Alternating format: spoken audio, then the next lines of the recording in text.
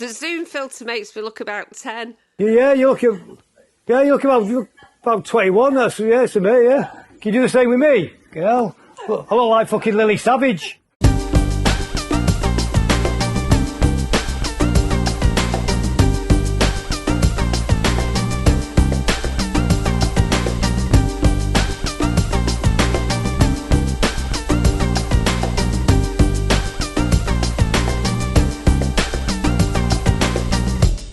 Hello and welcome. This is episode 4 of the Paul Ryder tapes. As we all know, Paul tragically passed away in July of 2022, but in the months leading up to his death, he sat down with me, his ex-wife, Angela Smith, to tell his complete life story for the very first time. We had no idea he was going to die and that this series would become part of his legacy. Coming up in this episode. And I phoned Barney up and said, listen, I said, there's a band we should go and see. It's only 50p. Although probably 50p then was quite a lot of money. I said, we should go and see these bands. I said, they have a fight at every gig. I remember third year at school, the English teacher, I always remember it saying, everybody's got a talent. You might not have discovered it yet. And I was thinking, I ain't got a talent. I'm not talented at much, really. I didn't like the Sex Pistols. I appreciated them years later. In fact, down the line, as years had gone by, I met quite a few of them at different social functions. Okay. Doesn't seem like a week since we were here before, does it? No. What have you been up to this week? I've been up to... Cooking's my new favourite thing. Cooking? You never used to cook. I can cook. What did you make? Filet mignon. No way. Yeah, that's great. You just throw it in a frying pan and fry it. Right, that doesn't sound like haute cuisine though to me. No, it's good. It was pretty good. And what did you have with it? What did I have with it? Asparagus. Well, that's nice. Yeah.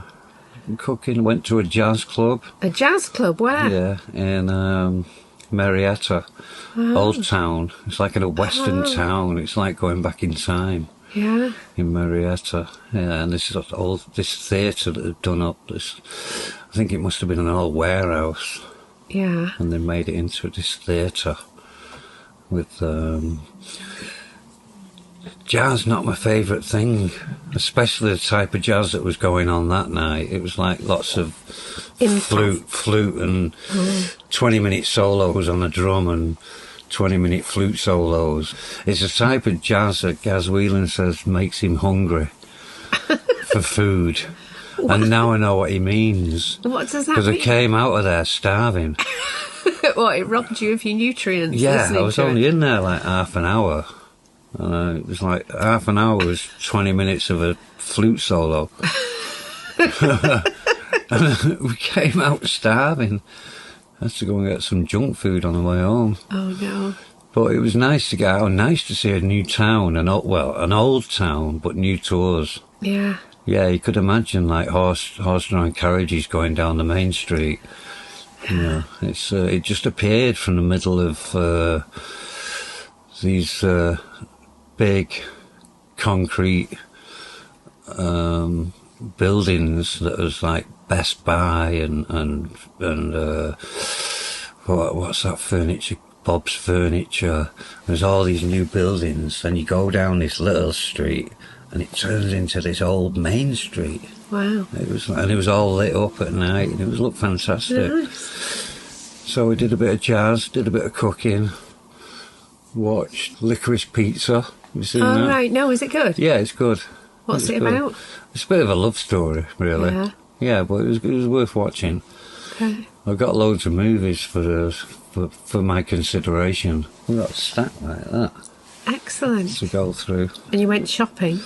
Went shopping, my new favourite place, near Palm Springs. What? The designer outlet. Yeah. I love a designer outlet. I love a bargain. Yeah, me too. I always loved a bargain. Yeah. I refuse to pay full price for clothes. Yeah. So tell me about what you bought. John Varvatos. It's my new favourite go-to. You've been in this shop in New York? No. It's the old CBGB's club. Oh, I used to live right by there. Right. Literally, it was the end of my street when I lived in New York. He bought the old CBGB's club, Yeah. but it's exactly the same inside as it was when it was a club, and he's just got racks of clothes inside the club. Nice. Have you been there? Yeah, I've been, yeah. It's just exactly the same as it was the day it closed down. Graffiti all over the place, I'm sure. I saw the world's biggest cockroach in CBGB's when we played there. Really? It was that big. Maybe it was that big. Or it might be in Sean Ryder. But no, it was that big if it was our kid. Yeah.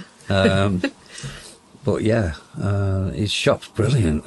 Yeah. And it's full of old musical equipment like reel-to-reels and old keyboards and TV sets. And it's really, that's my new favourite go-to designer. Yeah. Yeah. So tell me about the coat you bought. Bargain. Go on. Bargain. Should have been $700, something like that. Got it for $150. You said 120 before. 120. So you always knock a bit off when you tell me how much things cost. Yeah, That's an old habit, that, isn't it? Old habits I have. That was one of the signatures of our marriage, was you'd go shopping and you'd buy something, I'd say, how much was it? You'd always knock I always knock 25% at least 25% off. Yeah. And made it feel better. And you'd hide them in the back of the car, in the trunk. Yeah. Yeah. And make sure I burn the receipts. Yeah. But I'd always find them. I'd always grumble you. And then you'd wear something and be like, oh, is that new? No. I've had it years. No. No, I've had it years. Yeah, and it was new. We'll come to our marriage a bit later on. So we left the last episode, we were still talking about your childhood. Yeah. And what we didn't talk about were your mum and dad's influence in terms of the music that they were into and the culture that was going on at the time. Yeah. Elvis, Jerry Lee Lewis, Chuck Berry, people who was famous in America, but you hear them now, but not over here at that particular time. We both liked Fats Domino, and I had not many, my friends weren't all that interested in Fats Domino. They met in the 1950s. I mean, they was married when he was 21, and they was born in 42, 52, 62, married by 62. But when they was teenagers, it would have been 1950... 52 or something like that. No, they'd be 10 if they were born in 42. They'd be 10 in 52. Told you it was shit at maths. I had a pen friend in America, and I used to get a lot of records sent to me before they came out over here. So that was probably what attracted him to me, that I had all the latest records. So when they were 18, it was 1960. Right, okay. Okay, so before that, they must have met when he was 16, because it was still the days of rock and roll and Elvis. Right. And that came through in the 50s. We'd got this record collection, and they'd come and take ours and play them in the room. And then the majority of our records, especially all the Duane Eddy ones, ended up on the Albion jukebox. They used to took them in the pub and they put them on the jukebox there. But before the rock and roll, my dad was into skiffle, which was a precursor to rock and roll. Mm-hmm. The skiffle music with Lonnie Donegan and people like that. Ken was a teddy boy, obviously. So was Derek. So was Derek, yeah. We had the coffee bars, but it wasn't drinking. No, it wasn't. And then, we went to the clubs driving because we were both dancing mad, and Ken was dancing mad too. And my dad used to, when he was at school, he used to go around the classrooms, him and his mate. My dad on guitar, singing, and his mate on a washboard. And they'd entertain the school doing this skiffle music while he was at school. And we were too young, but they let you have a drink, but we didn't drink a lot, but we drank. But the thing is, you were safe. There was teddy bear, well, some of them thought we were teddy bears. Teddy boy fights, of course, yeah, loads of fights. But you know what? It was one against one, and it was fists. It wasn't knives or anything. And usually there was a reason why them two were fighting. Usually over a girl. Over a girl. Yeah, and they'd have a fight. It wouldn't be that you were walking down the road and these lads thought, And a gang had set on you. don't like the look of him, or we could pinch his money. And they go and they batter him, well, knife him now, don't they even? None of that. There was none of that. But not long after that, you've got your Elvis, you got your Buddy Holly, you got your Fats Domino doing rock and roll. He was spreading his wings from his blues stuff, turning into rock and roll. We used to go to this place on Regent Road for rock and roll. It was called the Academy. But anyway, my mum and dad was into this rock and roll, which was like a new cultural revolution. You know, they'd never seen anything like it. I never had a drink in my life till I was old. Give over. No, honestly, She'll blame me for this somewhere. No, I didn't. The first time. Joking, what did you do? What sort of life did you have? Well, probably a very sheltered one, because don't forget, I know.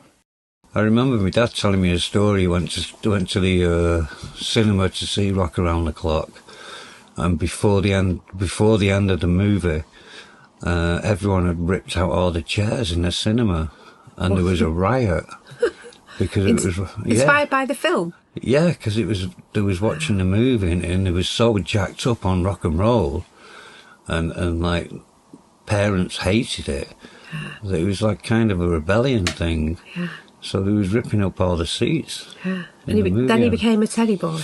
He was a teddy boy by then, yeah. I mean, the only place I could go to was Church Youth Club. You see, you could have come on the bus with me at 7 o'clock in the morning. I'd have been led astray a lot sooner then, honestly.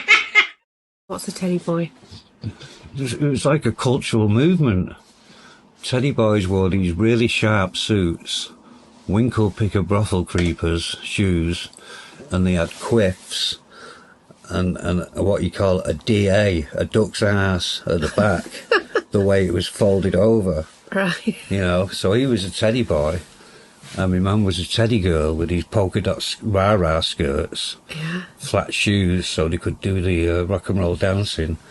So they was teenagers when that was going on, which, looking back, mirrored my youth as punk was coming through. A couple of times I was a bit of a naughty girl. No. Yeah. Come on, tell me.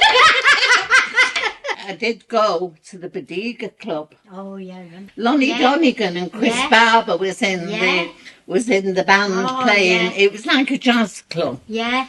As punk was coming through, same kind of thing. You know, it's like parents hated it.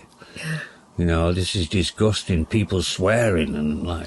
I remember seeing a headline when I was 14 at school, and it was Johnny Rotten in the Sun. I think it was the Sun, and it said puke rock because he used to throw up, and I thought it was called puke rock, not punk rock. No, it was definitely punk rock. Definitely punk rock, and that came from a journalist in. I think he was American who first used the term punk rock. And were your parents into that, or were they too old at that point? Into punk? Yeah, your dad was, wasn't he? I didn't like the Sex Pistols. I appreciated them years later, you know, what they'd done and what they were doing. And in fact, down the line, as years had gone by, I met quite a few of them at different social functions that we were at. Yeah, my dad was always into music. You know, he changed with the times. You know, he had a great collection of, which is what me and our kid used to listen to when we was like 6 and 7 years old, was their record collection, which consisted of Elvis, Buddy Holly especially, the Beatles, the Stones, Fats Domino, mentioned him before, and some movie, Rock Around the Clock. They had the movie soundtrack, but that's what we listened to when we was growing up. But he was, when punk came along and we was teenagers, he was well into it. I think he liked the Stranglers most, and the Pistols. Yeah. There was that classic gig, wasn't there, in Manchester, that Mick Hucknall was seen in the crowd of. Oh, the Leicester Free Trade Hall. Yeah. Pete Shelley put it on. Pete Shelley from the Buzzcocks put that show on. Yeah. And the Buzzcocks was supporting the Sex Pistols. Right.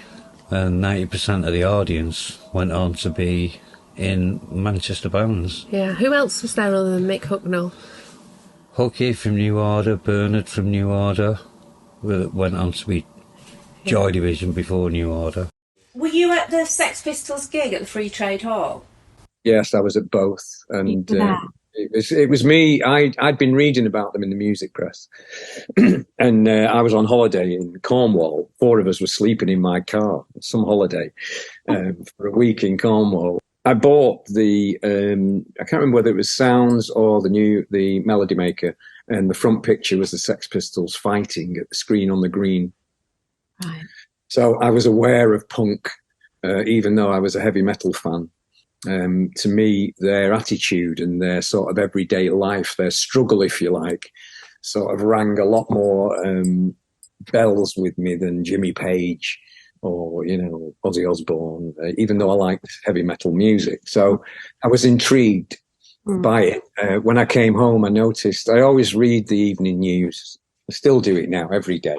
I always read the evening news, cover to cover.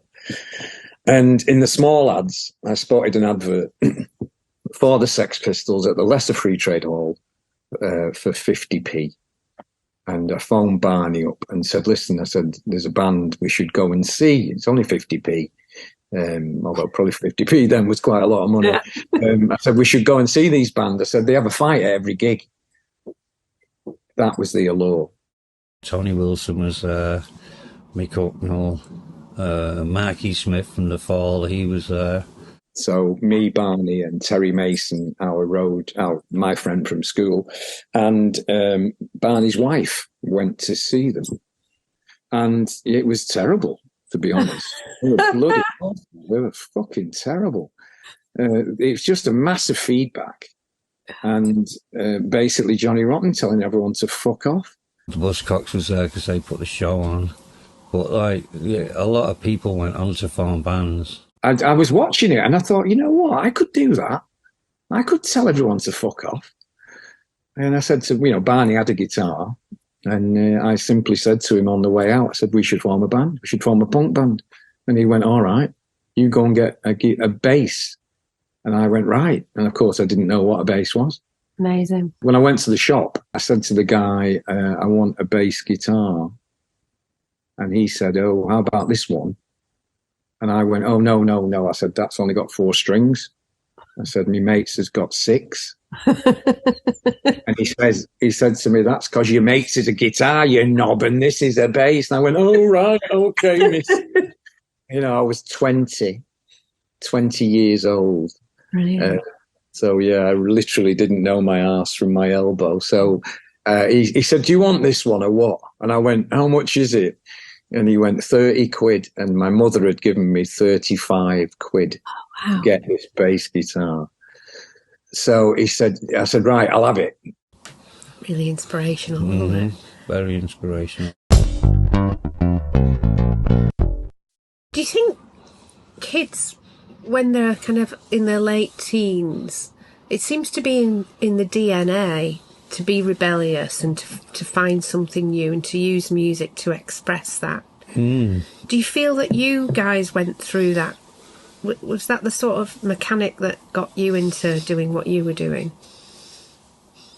Not being rebellious, but ours was more like we didn't want to sound like anybody else. So we kind of invented our own music. But what was driving you to do that? For me personally, it was a way out of normality. Okay, but you could have chosen. You said you wanted to travel. You could have been a tour rep. You could have got a sales job that involved going abroad. Why music? Because music's powerful. It's a powerful thing for a lot of people. Explain more about that.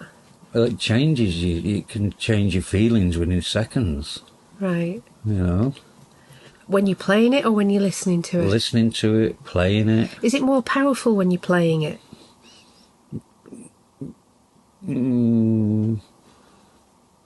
More powerful when you're writing it. Okay. Knowing that it doesn't sound like anybody. Yeah. And how does that make you feel? That makes me feel, or made me feel, original. Right, well, what was the feeling that it engendered in you inside when you wrote a bass line? You thought, oh, that's really good. Oh, it was a joyous feeling. Do you feel like you had a special talent that you found an outlet for? Or do you feel like you just got lucky and were able to just do something that was fun? I don't think it was... Not at the time you didn't think it was a special talent. You was just doing what you was doing. I remember third year at school, the English teacher, I always remember it saying, everybody's got a talent. You might not have discovered it yet. And I was thinking, I ain't got a talent. I'm not talented at much, really. I mean, I was okay at rugby. But that's, you know. But it wasn't till years later that I realised that I can play a bass guitar, and that's kind of talented. Did you not realise that other people couldn't really do that the way you could do it? No, I thought everyone could do it.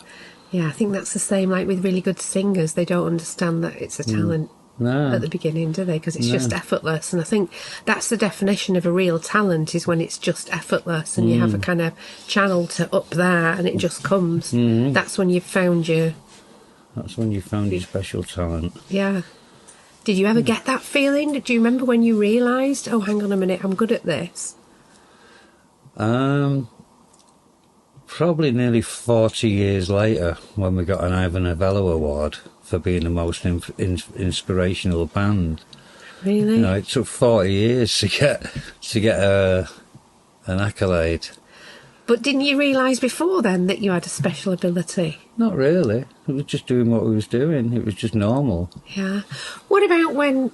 We're going to jump ahead a little bit here, but it's kind of relevant. There was quite a number of years when you weren't in the band and there was a substitute bass player. What did that sound like to you? I didn't really hear much, but I know they did a live album, and I've heard some of it, and it's just not the same. It's just not... They don't even sound like the same songs. Oh. They just went off on a tangent. It's like those Top of the Pops albums. Yeah, that's exactly what it was like. So, we talked a little bit last time about the start of the band, and in the original incarnation of the band, it was you, Sean, and who else? Me, Sean, and Mark Day. Yeah.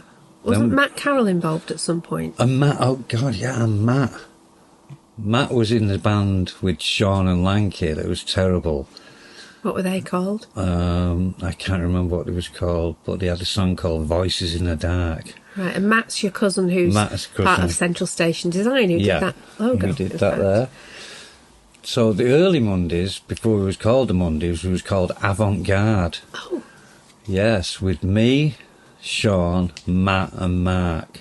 Right. So we had 2 guitar players, a bass player and a singer, and a drum machine. And that probably lasted 4 months. Oh. Because Matt was a terrible guitar player. Oh, was he? Yeah. Did he know he was bad? Yeah, I think he left. Yeah. We didn't have to sack him or anything, he left. Well, Matt's not officially left yet, has he? He's never been told. He's all, no, he'd left then, yeah, he was just Paul, Sean and Mark. You know, but he went on to find it his talent, which is graphic design. Yeah. Pointing at that again. Yeah. So Matt was in the band early doors, and after Matt kind of left, he left. Yeah. He's an artist as well as a graphic designer. Yeah, isn't he? yeah, he's done some great stuff. Yeah. So after Matt kind of left, it was time to the drum machine we had only had 3 beats on it: rock 1, rock 2, and bossa nova. So he was kind of limited. So we needed a drummer. That's when Gaz got involved. Yeah. Oh, and then we were still avant-garde when we did our first gig with Gaz. Okay. Yeah. Where was the gig? The gig was at Wardley Community Centre. Right. And who came to watch you? Oh, it was full. What, friends or just random people? Just people from around the area. I think we put one poster up in the newsagents. Really? Saying there was going to be a gig at Wardley Community Did they pay Centre. to see you? Yeah. Wow, I wonder if we could ever find anyone who was there. Do you know anyone? Yeah, of course I do. All Gaz's mates. It was our youth club, so every Friday we had a youth club disco and all that, bottles of cider outside and all that, as you do growing up. And the geezer who used to run the community centre, a guy called Fred, heard about this local band and basically did the local charitable thing and gave them the first gig.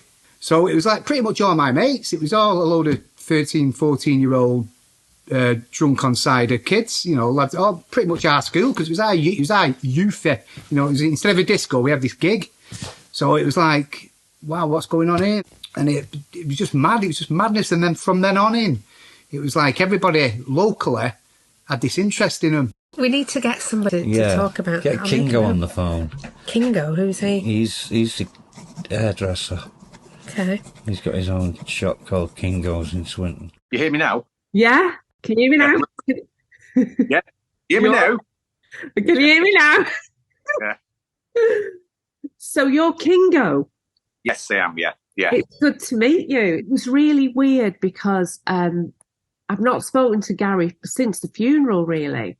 And I sent him a text. I was like, do you have any idea where we could get hold of a guy called Kingo?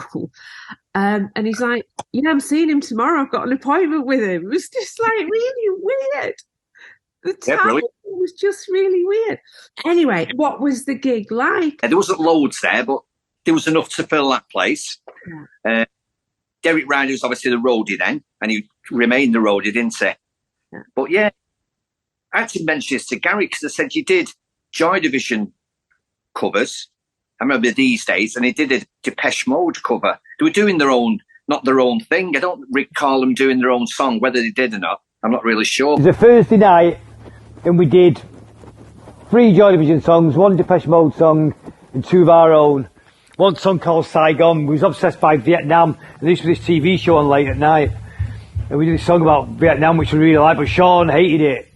His lyrics were brilliant, but he hated it, so we never did it again. So we did that. And he kind of just passed everyone by. The people just went, all the local kids came and watched it. It was like, all right, But we was only young lads, you see, so I think it was something to do better than Sound the Park. Let's go to the community centre to watch this band of theirs. So do you remember whether, did they play their instruments right? Did they get the songs right? What was right to us, obviously, was a load of young lads who weren't musicians, so as long as there was just a bit of a rattle and a load of noise, it seemed right to me, yeah.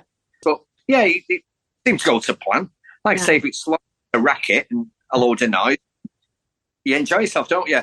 We just to get a gig under our belt, it was fun, it was brilliant. And then that's when PD joined afterwards, because we went outside and he wouldn't let anybody near us to talk to us. My band, I don't remember it, but everyone was saying that everybody was going, it's my band, keep away, keep away. I don't remember that, but that's what everyone else says happened. So someone said, they've got to get him in the band. And how was Sean at singing? He was all right, yeah. Yeah, I did. Yeah, he was okay. But, like I say, again, it's sing how you want, don't you? Like I say, as long as there's a load of racket when you're a young lad and everything, it was accepted quite well. I just remember the New Order haircuts. It was all sort of Bernard Sumner haircuts then, because that was obviously an influence from the New Order. So, and that sort of, they were ahead, in my opinion, of that fashion. Apparently, someone went in Kingo's Barbers this week, he said, doing podcasts, they're calling me from LA now. He said, I'm going to have to get some merch together. It's great, isn't it? I think we did 3 Joy Division songs. Joy Division songs was quite easy because the bass line's not on 1 string. Right. Which was great for me because I was still learning how to play. Yeah. I'm not saying they're rubbish, I'm saying they're even more complicated because they're on 1 string. Right. You've got to use your imagination a bit more.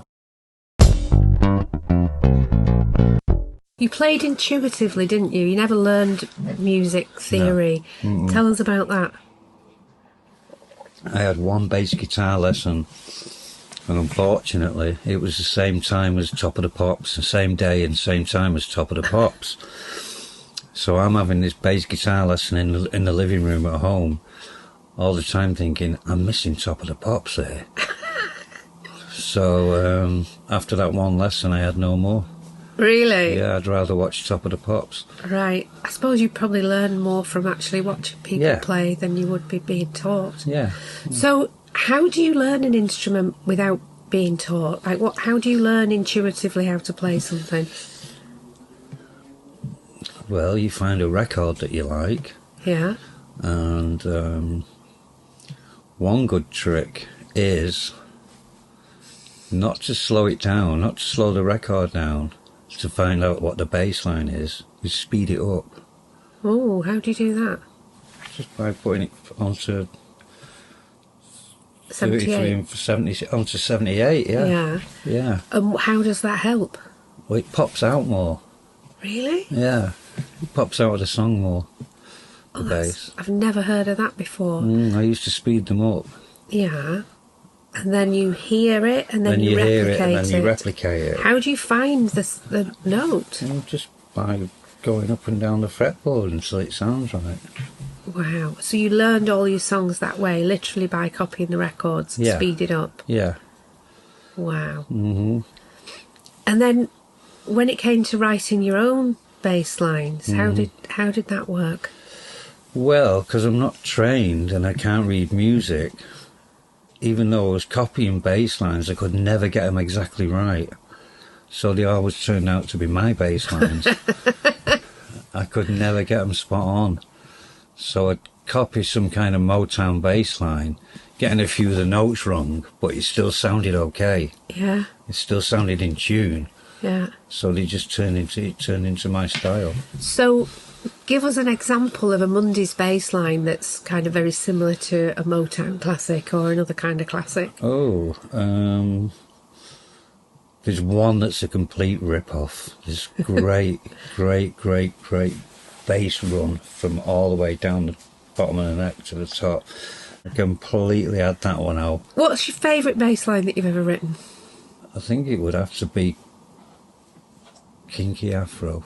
Yeah? Yeah. Why? Because it's so simple. It's just two notes. But it's the feel of it. Yeah. It's the feel and the groove of it.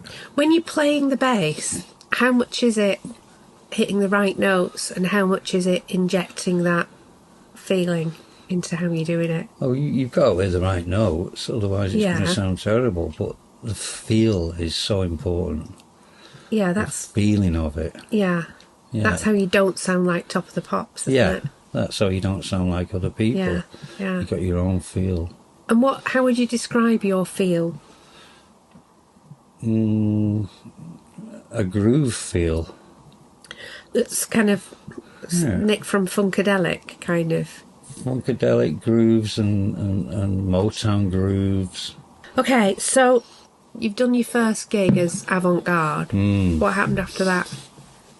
Well, we got rid of the name. Why? Because I don't think any of us really liked it.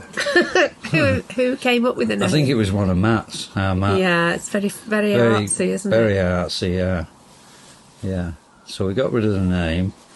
Matt had gone. Gaz on drums. Gaz brought in PD, his mate from school. And we were still rehearsing in Mark Day's parents' loft in their attic. Yeah.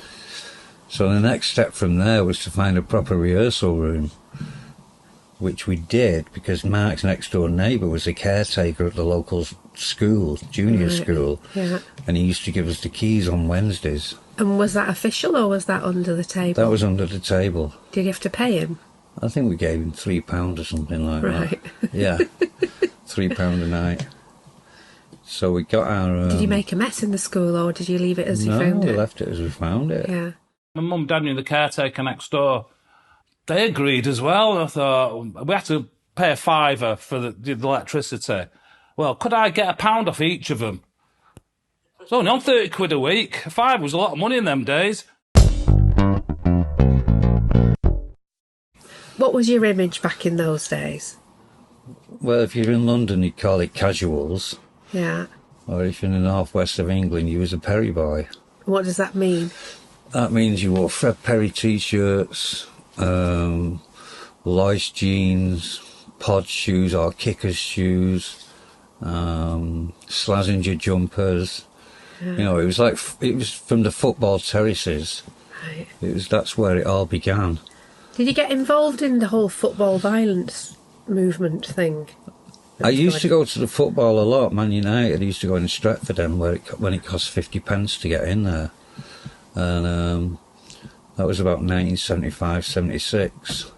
And then by 78, there was a lot of football violence going on. And it was like, hey, it's not really worth it. No. You know? No. I don't want to get slashed by a carpet cutter. No. There was a lot of it going on. Did you ever get attacked or anything at the I got football? chased, yeah. Really? By who? I think it was by Liverpool. Chased through Manchester.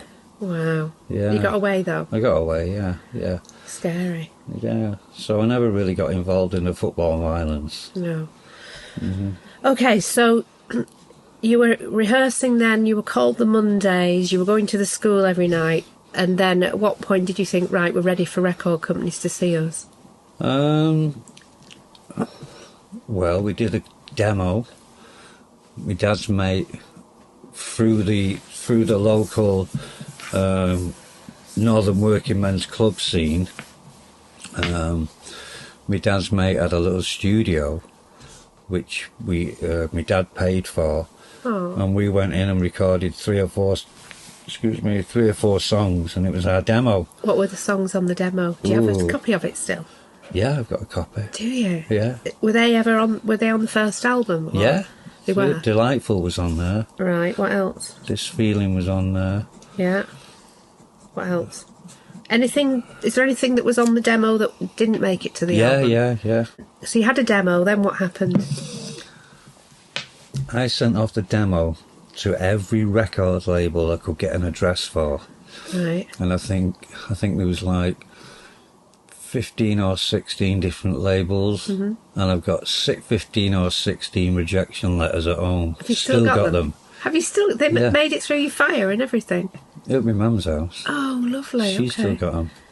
Right. So I got rejection letters off every major label. And what was their reason for rejecting you? Sounds good, but not quite what we're looking for. Right, it's a standard response. Yeah, and it wouldn't be what they're looking for because it was brand new music. Right. They'd never heard it before. Yeah. So that didn't dishearten me, that just made me want to carry on even more. There's a lesson, isn't there? I mean, a lot of people, if they sent their work to all of the potential outlets for the work and every single one rejected them, they'd think, oh, maybe I better get a real job now and go and work in a kitchen factory. That's the opposite effect on Tell me. me about that's really important. This is a really important inspirational lesson for people that are listening. Yeah, no, it just made me angry, and it made me think they were stupid for not getting it. But with hindsight, you were absolutely right, weren't you? Yeah. So what was the next step then? What do you do if everybody said no to you? We needed to get more shows, more gigs. Okay. You ended up, London Records came to see you, so obviously you got some sort of interest. Was that from that initial mail out, or was that subsequent? No, that was from the initial So you didn't get 16 rejections, you got one potential bite then, didn't you? Yeah, but it wasn't really encouraging. It was like... What did they say to you? It's interesting. We might be in Manchester in 3 or 4 weeks. We might come and see you. Right. You know, it wasn't like, okay, let's go. Right, but they did come and see you. But they did come and see us, how did you feel when you got the call saying we want to come and see you? Oh, it was exciting. And what did you all think? Like, do you think, wow, we've already made it, we're going to be superstars? Probably. Yeah? Yeah. Do you remember when you got that call? We got a letter first saying, give us a call on this number. Right. So none of us would make the phone call. We was all too scared. So my dad had to do it. And then he arranged for them to come up and see us in this school, this classroom at the school. That's when the bricks came through the windows. So Paul used to send these cassettes off to all the record companies. That was Paul, did all that and info. And then some record label got back in touch. London Records it was, ironically. I was at the publishing. No, it was London, because we went with the publishing in the end, London. And they said they're going to come up. And one of the head of A&R, I can't remember his name, Derek knew him, because he'd signed, I think Paul had sent it to him, because he'd signed a few bands from Manchester. So they arranged to come up. And it was an old school, it was like an old church, it had a big bay window. So we'd set up playing, and they turned up, and they were from down south, and they were always a bit nervous coming up north anyway. And it was in an area that was okay, it wasn't a bad area or anything, but they packed us to the cars okay outside. We're like, yeah, fine.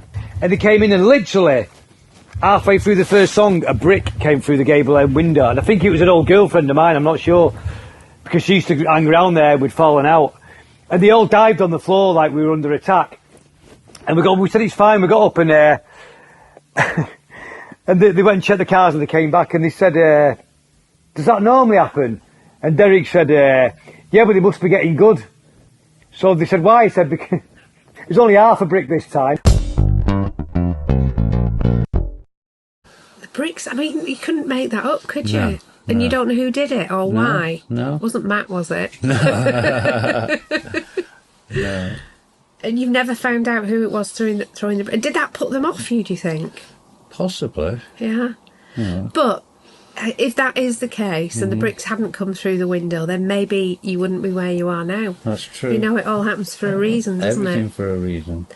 Okay, so they came to see you and they said, yeah, it sounds good, but you don't have an image. You don't have an image and it's not quite what we're looking for. And they said to us, we'll sign you if you get an image. And we was like, well, this is how we dress. They said, no, you've got to have an image. You know, like Culture Club. We all just went, oh, fuck off. And then they got in touch about 2 weeks later and said they'd sign us on a deal if we changed our image and got a stylist. And we all just categorically just said, no chance, you know. The clothes are important as the music for us then. And I'm glad we stuck by that. That was the end of it. That was it. And you've seen these guys since? Oh, yeah. Where? Yeah. When? What happened? Well, we signed our publishing later on to London Records. Yeah. So they were still around. Right, they came to a gig, did they? Oh, yeah, and we met them in the offices when we signed our publishing. Right. I remember them saying, it took a few years, but we got you. Did you go, no? No. No. Oh, that must have been really satisfying. Yeah, very satisfying. Yeah. So, Gaz, do you ever feel his presence around you? Too much, yeah, all the time. I always think like now I'm doing this solo work, whenever I'm doing stuff, I'm always thinking he's judging me. I always think, well, oh, they can't do that. Boss would call that cheesy, or Paul would do that. I remember... like when he had his house in Crumsall, and there was these was in the post office, these three really old Jewish women with these big glasses, and he said, "Fucking hell, he's from DMC," and things like that, and he was the funniest person I've ever met in my life. We're almost at the end of the show, but here's a sneak peek of what's coming in the next episode. Sean was great. Sean was still Sean. The Sean that I like and love. Right. You know. But, and what does that mean? Funny, artistic, friendly. When I got the tape and listened to it, I thought, wow, this is interesting.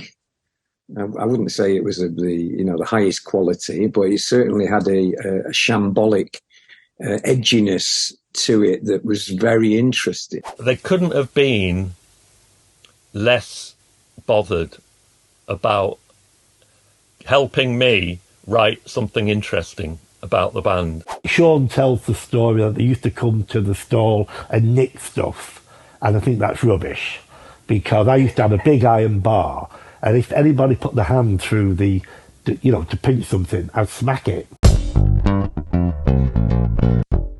So if you would like to hear episode 5 right now, guess what? Big news for you.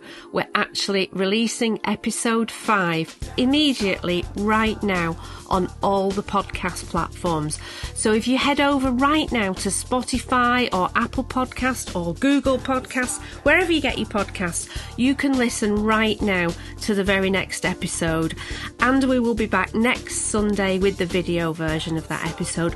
But head over right now and check out episode 5 as a podcast, and we'll see you next week for the video version.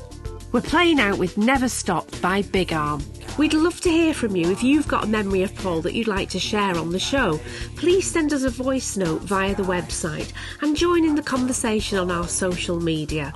The web address is paulryder.tv, and there you'll find links to some cool merch as well as all our socials, and you can also become a patron of the show by following our Patreon link. Please give us a nice review and rating, and also please subscribe to this YouTube channel if you've not already done so. We will be back next week with more. Thank you so much for joining us. See you next time. I'll take you for a ride. I'll have you by my side. This is our life. Never stop, never stop, never stop, never stop, never stop, never stop, never stop. Do you think I do wanna leave you? I'm coming charging to rescue you. Electric light, dressed all in blue. I'm coming for ya on my stallion. I'm coming charging to rescue you, to rescue you, to rescue you. I'll take you for a ride. I'll have you by my side.